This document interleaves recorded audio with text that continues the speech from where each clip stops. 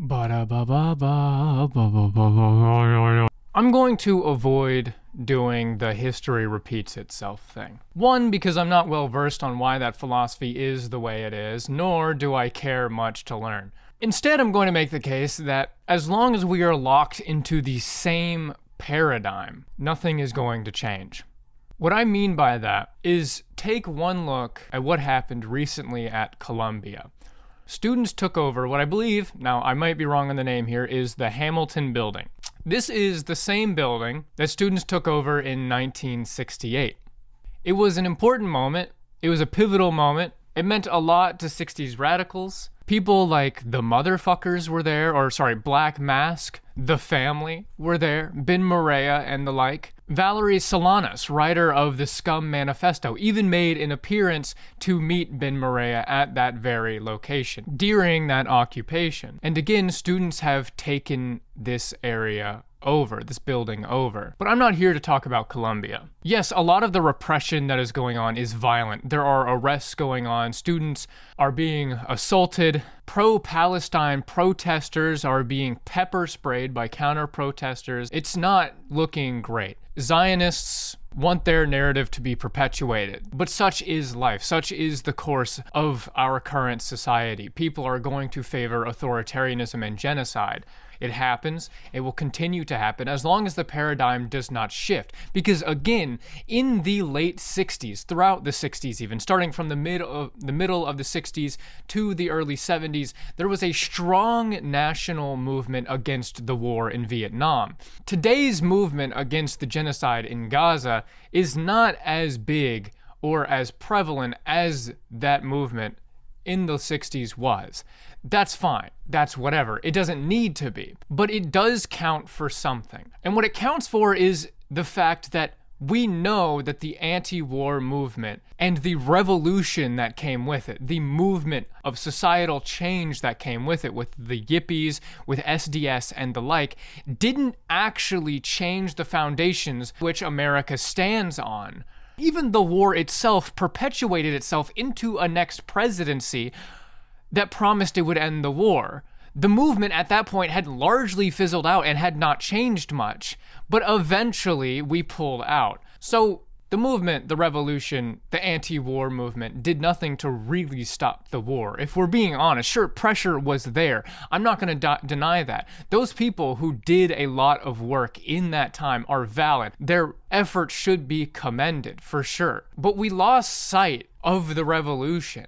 And sure, some people got burned out because they were trying so hard to do it. But in my opinion, the radicals of the New Left and the movement of the 60s were not willing to take things to their logical conclusion. They could talk about revolution all day, but they were never willing to actually enact violence against a violent regime. At the end of the day, as much as Jerry Rubin and the like could go on and on about the revolution, Tom Hayden as well could go on about this revolution, it didn't happen. The war ended in its own right, not because anyone took over the way America makes its decisions, not because the system of America was radically transformed, but because eventually America fell out of favor with continuing the war. Not America as in the population, because the people were no longer in favor of it years before it ended. Because we must remember, a government does not act on the behalf of its people.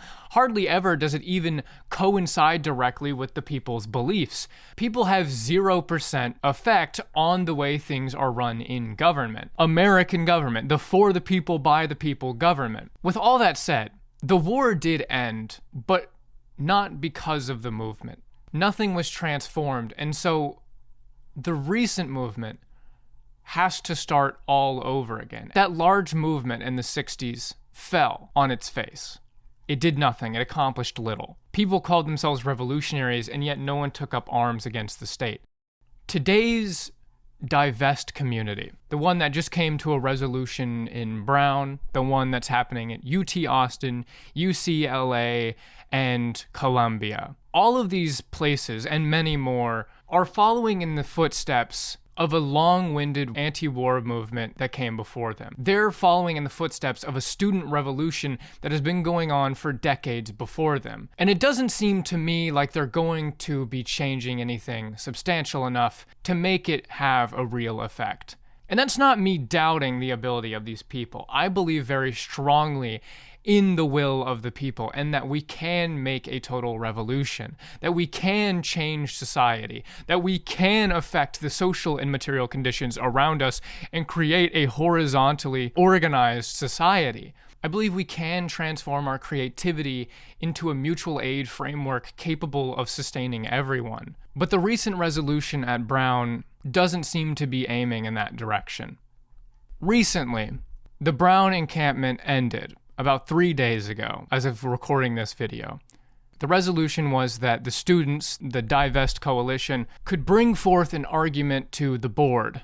It's this board of investors that believe they're doing so ethically or some bullshit, something along those lines. I'm not great with financial stuff. They meet multiple times a year and they vote, I believe, once a year. At least this vote will take place once later this year. So essentially the Brown Divest community, the coalition, ended the encampment in favor of meeting with this board and bringing forth a resolution this month, May.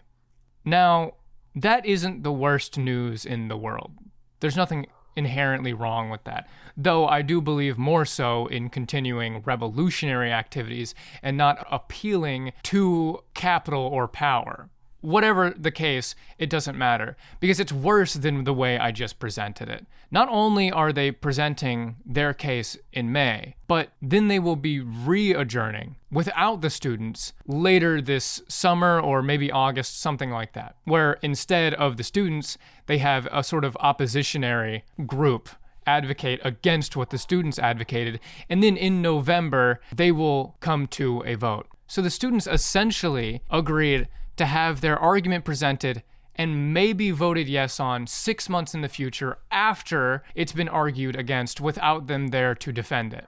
That's the conclusion they came to. Now, whether or not it gets voted, this is a horrible way to go about it. And the reason it's a horrible way to go about it is because it puts the power again in the hands of those who already have power. These students don't seem to understand the nature of authoritarianism or how hierarchical power operates. No matter how much you try and influence hierarchical power, it is that very nature of hierarchical power which has allowed our government, to exist, first of all, but for our government to perpetuate the genocide in Gaza. And these students, these Brown students, have put the power again in that hierarchical power's hand. That coalition is saying, as long as you vote on it, as long as it's presented, that's what matters. Because it's unprecedented to ever have this presented to the board, to have this be voted on at the board. But that's not the fucking issue.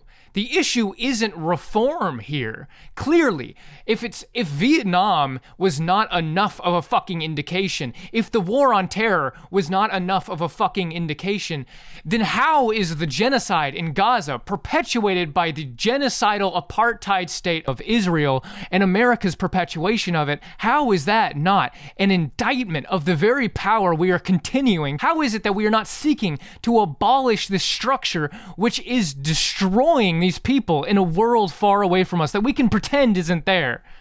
This is going to continue to happen. If we reform this Gazan genocide away, if we just reform it away, it stops. There's going to be another one. There are plenty of genocides going on in the world. There are conflicts going on in the world that America is participating in, helping to influence, or doing nothing about. And we're going to continue and sit here and try and reform away each one bit by bit as the machine continues to plunder its way through the fucking world, because we're too cowardly to actually try and change the societal and social and material conditions that we're in. We're going to continue to see this problem. I believe that these people who are morally disgusted by what they're seeing in these videos of people being murdered senselessly in the Middle East, in Gaza, I think that there is something can come of that. I believe in these students. I believe in intellectuals, whatever.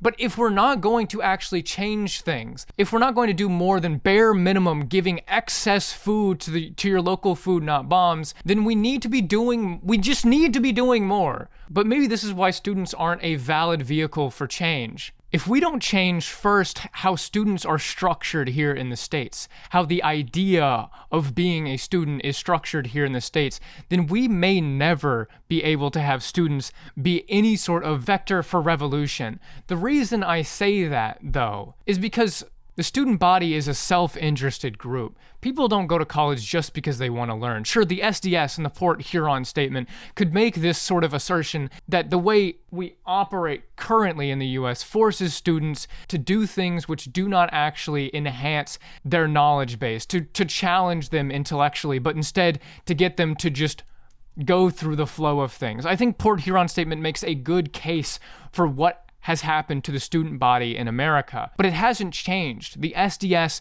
and the revolution, the anti-Vietnam movement, the anti-war movement against Vietnam in the 60s didn't actually change the way students are structured. If anything, it's gotten worse.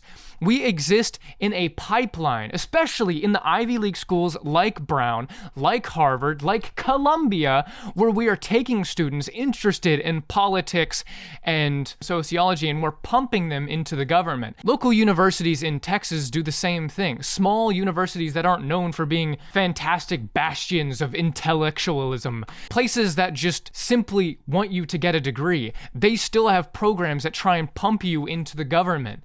Because that is our goal with universities at the moment. And not just government, but corporations. Ivy League schools create hedge fund managers, they create presidents.